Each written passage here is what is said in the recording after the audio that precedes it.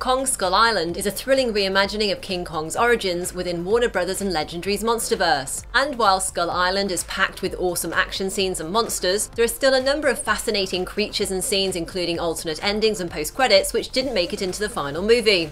Yippee-ki-yay movie lovers, it's Jan here, and in this video I'll be talking about many of the scenes and rejected concepts we didn't get to see in the final cut of Kong Skull Island. If you haven't seen the movie yet, obviously there are spoilers in this video, so be aware of that, or check out my spoiler-free review of the movie by tapping or clicking here.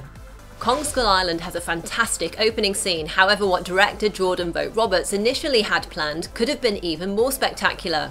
In an idea that the director pitched to the studio, a squad of soldiers arrive on Skull Island in the middle of World War II, where they start fighting each other. Suddenly a huge ape appears that heavily resembles King Kong from the 2005 Peter Jackson movie. The soldiers shoot the giant gorilla dead, leaving the audience thinking they've just killed Kong himself. But then an even larger ape emerges with a roar. By killing off Jackson's version of Kong in this alternate opening, Vogt-Roberts wanted to establish the idea that the new movie was going to be very different to previous King Kong movies. However, unsurprisingly, the studio was not as keen as the director on kicking the film off in that way. Skull Island was also going to feature a number of other creatures and monsters. The first creatures that were cut from the final movie were a pair of saber-toothed tigers that would have appeared the day after Conrad's team and the Sky Devils military unit landed on the island. Two enormous saber-toothed tigers were going to enter the camp they'd established, triggering a soldier to shoot and kill one of them, which would have sent the second tiger berserk, killing that soldier. The scene was an alternative way of introducing the idea that the explorers were setting in motion events that would disrupt a local ecosystem they had no idea about. Other weird and wonderful creatures cut from the movie include a monster Venus flytrap. By the way, interestingly, a Venus flytrap monster already appeared in the animated Kong TV series, where it battled and nearly defeated Kong in the episode Green Fear. And the art and making of Kong Skull Island has some very cool unused concept art of other creatures and monsters we never got to see in the final film. A number of unused designs exist for creatures below the water and others that live on the land. Although dinosaurs have featured in previous Kong films such as the 1933 and 2005 movies, Vogt-Roberts was adamant that dinosaurs shouldn't appear in Kong Skull Island. The director said he didn't want to try and rival the Jurassic Park and World movies, and he wanted his creatures not to feel too alien-like. In the end, the closest we got to a dinosaur in the final movie was a Triceratops skull.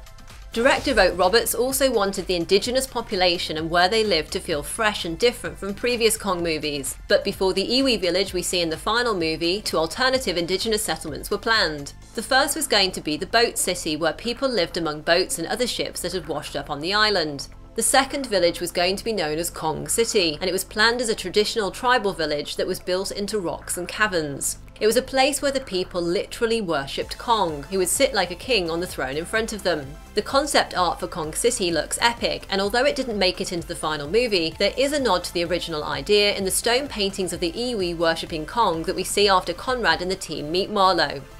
A different ending to the movie was also considered, which would have featured a bigger role for the iwi people. The alternate ending involved a desperate action scene with the team stuck on Marlowe's boat while being attacked by a skull crawler. In the scene, the skull crawlers have broken through the wall, and the boat ends up trapped at the dead end of the river. The only way to escape is for the iwi villagers to haul the boat up over a rock face and waterfall and into another river to get them to safety.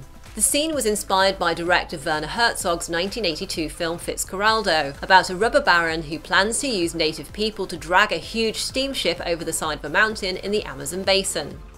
As well as an alternate ending, there were also alternate post-credit scenes. In one of them, Conrad and Weaver end up on a boat in the Arctic Ocean together with Brooks. As they watch the ocean, Godzilla suddenly rises up through the layer of ice. Although this would have been pretty cool, the idea was rejected as they realised the scene would have been inconsistent with the timeline set in the 2014 Godzilla movie. The main story in Kong Skull Island takes place in the 1970s, and in the Godzilla film it was reported that Godzilla hadn't appeared since the atomic bomb tests of the 1950s.